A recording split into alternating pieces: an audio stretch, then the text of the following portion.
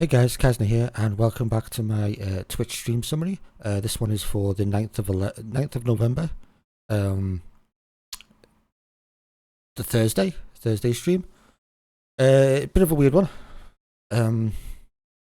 We started on the 3rd of March, the Torino game, and it wasn't great. I was hoping to push for a European spot, and we completely didn't. There was a run here of 8 games, 7 losses. 8 matches, 7 losses, which is terrible. In matches that I probably should have got results against teams I should have got results against. Well, for some of them anyway. And the worst thing is, 6 of them 7 losses were by 1 goal. 1-0 loss there, 1-0 loss there, 1-0 loss there, 2-1 loss there, 2-1 loss there, and 2-1 loss there. It was just a bit inexplicable. I don't know what went on. I felt like it's just one of those typical end of season bad runs because I was overachieving. The only one that wasn't a 1-goal defeat was Atalanta, where I got an early man sent off, and we kind of fell apart a little bit at the end. So that was a bit of a weird one, that match. But the others, ridiculous. And then because I'll tell you right now, I didn't really change anything. I tried to tweak it a very small amount during this time, just small, very very small tweaks. 1 or 2 instructions changed. Then for the Juventus game, I went back to what I started with, which started the bad run, and I won 5-1, 6-1, and then 0-0 against Juventus, Lazio, and Inter. The draw against Inter at home meant that Inter didn't win the title. That's how good it was. And that was the same tactic that played for all of these games.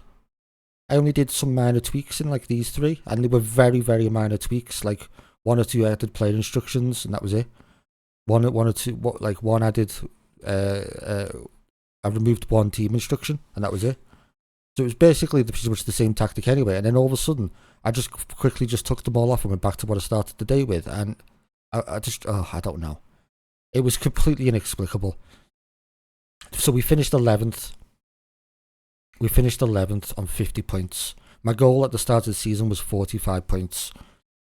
40 is 38 matches in a season, 40 points is what you aim for to not get relegated. But I wanted to avoid a relegation battle, so I was I wanted 45. So I got 50. I did better than what I was hoping for. But if that last end of the run of the season had more wins in it, I could have pushed. If 7 of them losses, if 4 of them were wins, I would have had 62 points. You know what I mean? Just a few more goals, but it was just flat. I had no explanation. What I could have beat Sassuolo at home, Frosinone at home probably should have been a win. Cagliari maybe after on the back of a 4-1 win probably should have got a win there. I could have won 4 of them games. The Monza one from the previous stream, which was just weird. They were down to 10 men and I just couldn't get the winner. It was just really bizarre. So it was so close yet so far. And then going back to the draws, where I should have won some of these draws here, these score draws. And this is exemplified by check the XG table. So we're 11th place with 50 points. The XG table, the expected points, we should have finished 3rd. 10 of these goals conceded, the plus 10 of that plus 14 was with the old goalkeeper, was Montipo. That's how bad Montipo was. He underperformed by 10 goals. Well, it was 9.8, I think. 9.8 goals XG underperformance.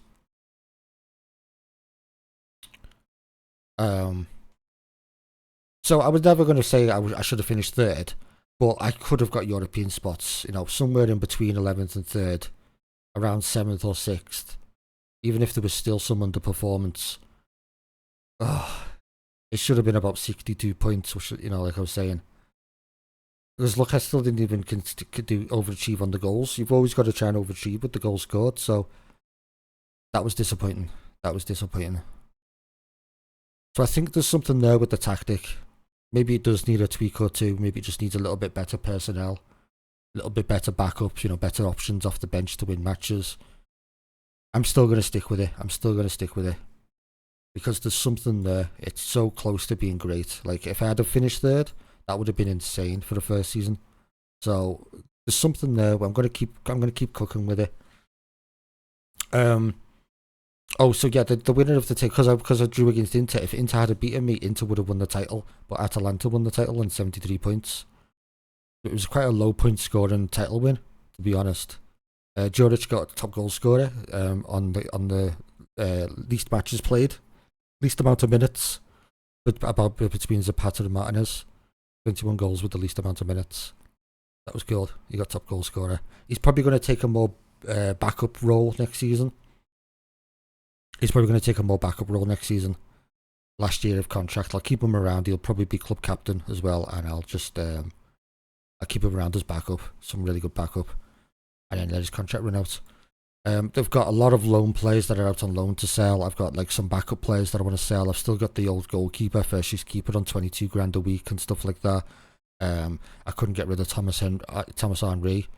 He's on 17 grand a week, and then there's all the loan players that are out. I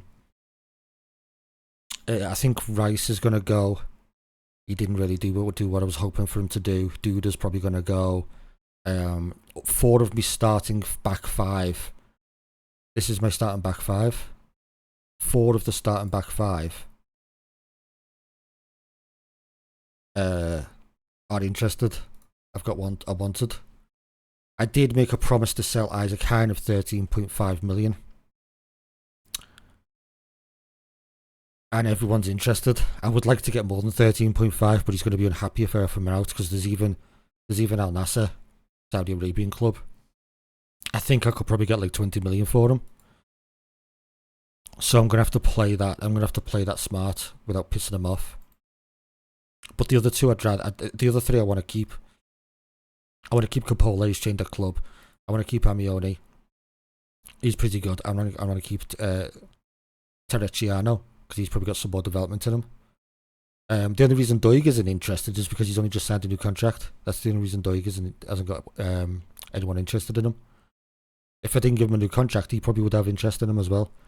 The other noticeable one is... I've lost him. Let me clear that. I've lost him. Fidalgo. Al Ali wants Fidalgo, and it's an active interest as well. So I could sell Fidalgo for big money, I think. Do I want to? Not really. But if it's a huge enough fee, I can't say no. I'm going to have 0 transfer budget for the new season. And we're going to be struggling with the wages as well. We're in debt, so... If I can get... I only spent £1 million on him. Yes, a year ago, and he's 27, so... I don't know. I was going to make him vice captain next year as well. I'm saying like 35 million maybe, if I get at least 35 million. I think I'd have to say yes, even 30 million. I think I'd have to say yes. We'll see how that goes. It's going to be an interesting transfer window though. The first team is pretty strong, but I might end up losing some of the first teams, like the defenders and Fidalgo, for example. I only really need a new first choice striker, which I would prefer if they don't make it permanent. I would prefer Luca. There's an optional future fee, and I don't think they'll make it, so I need to try and generate some funds to sign Luca. And I think he'll be a really great Juric replacement for the big striker. I think that'll be really good. But we'll see. Transfer window, can't predict anything with the transfer window. But there's a lot of value to sell, a lot of wages to offload, and then it's going to be interesting. I'm also going to sort out the under 20s and the under 18s as well. Sort out the staff, sort out the playing personnel, and get that up and running. Try and get a bit of an expansion to me coaching staff as well, and make that a bit better. But yeah, it's gonna be a really interesting window. It's gonna be a lot of fun, I think. A lot of fun in games. So yeah, hopefully you guys can join in for that. I'll be streaming today the video that the date that the video goes up, around 4 or 5 p.m. I'd say, and it should be quite a long one. And yeah, we'll have a lot of fun with that. The Twitch link is down below in the description. Leave a like and comment on the video if you want to. but also just come into the stream and let me know what you think of the videos, and get involved with the stream as well, and come watch live. It's always fun and games. And I'll cheers for watching. I'll see you guys either tomorrow in tomorrow's video or in stream later today.